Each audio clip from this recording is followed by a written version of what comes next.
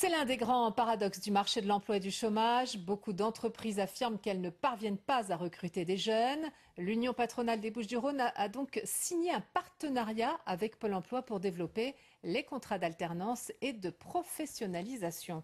Un reportage d'Aniel Marchat et de Michel Partage.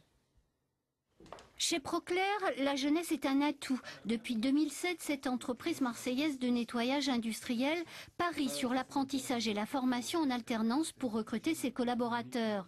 Maëlie est assistante de gestion au CDI. Il y a moins d'1 an, elle était encore en contrat de professionnalisation. J'ai tout de suite été embauchée et même si ça a été difficile pour moi dès le départ quand j'ai cherché une entreprise.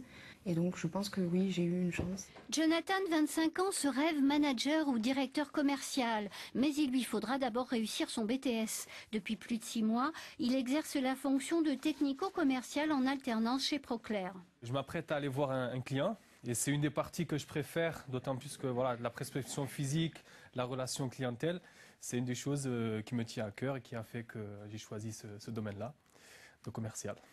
Actuellement, je gagne 760 €, ce qui me permet donc de subvenir à mes besoins vitaux, de manger, de me loger.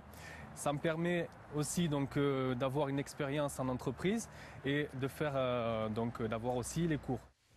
Proclair emploie 350 personnes. 3 salariés seulement sont en alternance, mais ce n'est qu'un début. On s'est rendu compte qu'avec l'alternance, les jeunes qui venaient dans l'entreprise apprenaient à connaître l'entreprise, l'organisation, nous amenaient nous aussi, employeurs, à réfléchir sur l'organisation de l'entreprise. Et en fait, ça nous permet aussi de se choisir mutuellement. Convaincu des bienfaits de la professionnalisation, l'UP13 a décidé de mobiliser ses patrons. Les entreprises peuvent avoir peur de perdre l'alternant au bout d'une certaine période, ou alors il se peut aussi qu'au bout d'1 an, de 2 ans, l'entreprise se rende compte que le jeune ne fait pas l'affaire et qu'elle ne souhaite pas le garder. Donc on va dire que le rapport entre le coût financier pour l'entreprise et le risque reste quand même peut-être pas élevé, mais en tout cas est existant et que donc les entreprises y réfléchissent à 2 fois.